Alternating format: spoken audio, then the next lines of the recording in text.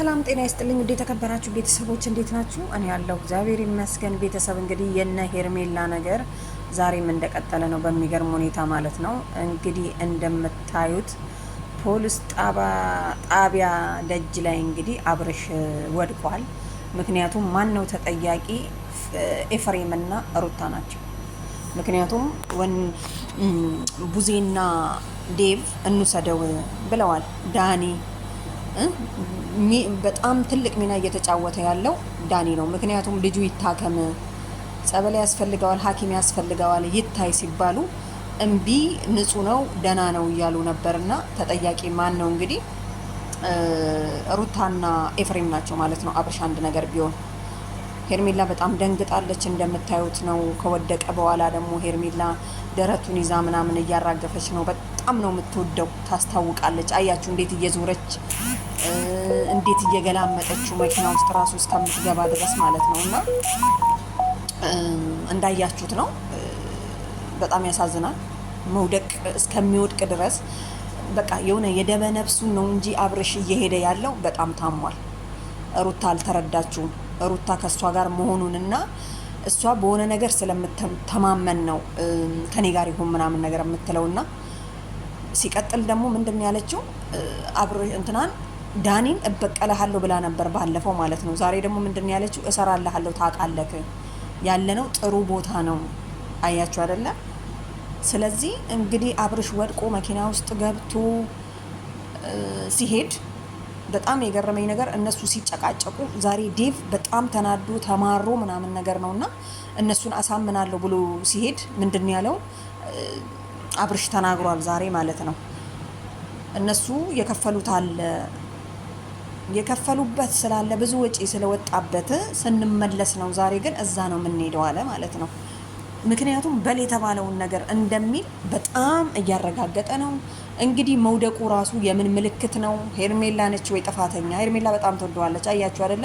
የድንጋጤዋ ብዛት በተለይ መኪና ውስጥ ገብቶ አይኗ እንዴት እየተንከራተተ እንትን እንደምትልና ሩታ ግን ምን ተማምና እንዳትወስዱብኝ ምን እንደጠረጠረች ምን የፈራችው ነገር እንዳለ አሁን እየተናገረ ነው። አሁን በነገራችን ላይ ህፃኑን ነው እኔ ያሳዘነኝ፣ ህፃኑ መንገላታት ነው እንጂ እናንተ አይደለምና አያችሁ አይደለ? ልጁን ለኤፍሬም ሰጠችው፣ ኤፍሬም ደግሞ ለቡዜ ሰጣት ማለት ነው። ምክንያቱም እሱ ደማቸው ነው፣ ዘራቸው ነው፣ አጎት ናቸው፣ አክስት ናቸው ማለት ነው ለህፃኑ። ስለዚህ ዳኒና እንትና ደግሞ ሊደባደቡ ነበር እንደምታዩት። ዳኒና ኤፍሬም ያው በቃ ተደባድበዋል በሉትና ኤፍሬም ግን በጣም ብዙ ያልተረዳው ያልገባው ነገር ሩታና አብርሽ ላይ ያለ ነው የሚመስለው እንደዚህ ሲያታይና እንግዲህ ህግ ደረጃ ላይ ነው የደረሱት። ፖሊስ ጣቢያ በር ላይ ናቸው። ሊገቡ ነበር ግን አልተቻለም።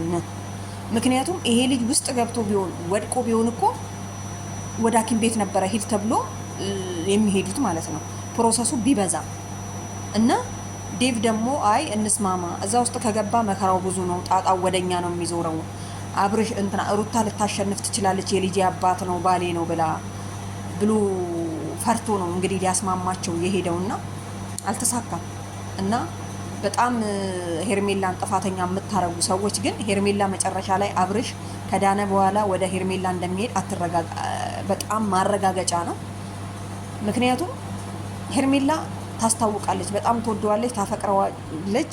ምንም ነገር አላደረገችበትም። ምክንያቱም እነ ኤፍሬም እና ሩታ ግን አሁን ባሉበት ሁኔታ እሱን ለማዝናናት እንሂድ ሲሉት ይሄዳል፣ ቁጭ በል ሲሉት ይቀመጣል። የሆነ በቃ አለ አይደለ? እና በጣም አስቸጋሪ እንትን ላይ ነው እና ቤተሰብ ምክንያቱም ለማንኛውም በቃ ምን አላችሁ ምንም አላችሁም ይሄ ነገር ወደ ሩታ ጥምጥም የሚሄድ ነው የሚመስለው አሁን ባለንበት ሁኔታ በምናየው የሆነ በቃ በራሳችን እንትን ስንሄድ ማለት ነው። በሰው ስሜት ሳይሆን በራሳችሁ ስሜት እስቲ ቪዲዮውን ተከታተሉና እነሱንም እዩዋቸውና እንግዲህ አብርሽ ወደቀ በቃ። ምክንያቱም መውደቅ እንደ አይደለም መውደቅ የፈለገ ነገር መሆን ራሱ ይችል ነበር። በጣም በግድ ነበር የቆመው ራሱን እየነካካ እያዳመጣቸው በግድ ማለት ነው። ስለዚህ ሄርሜላ አይዞሽ አብርሽ መምጣቱ አይቀርም። ምክንያቱም ወደ ጤናው ሲመለስ ማለት ነው ደግሞ ይመለሳል። አሁን ባለበት ሁኔታ አብርሽ ምንም የሚያስበው ነገር የለም። በል የተባለውን ያደርጋል፣ ና ሲባል ይረጋል እንጂ ምንም እንግዲህ ወደቀ፣ ውሃም ተረጨበት፣ ደንግጠዋል። ዴቭም ደንግጧል እንግዲህ እንዴት እንዳቀፈው። ሩታም እንግዲህ እነሱ መኪና ውስጥ ገብተው እስከሚሄዱ ድረስ እንግዲህ በጣም ከባድ ነበረ። አይቷቸዋል። ሩታና አብርሽ እንግዲህ ውስጥ ነበሩ።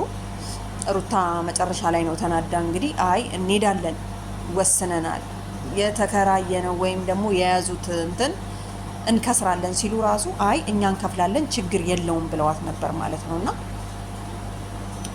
አብርሽ እንግዲህ እግዚአብሔር ወደ ራስ እንዲመልስክ እንጸልይልሃለን።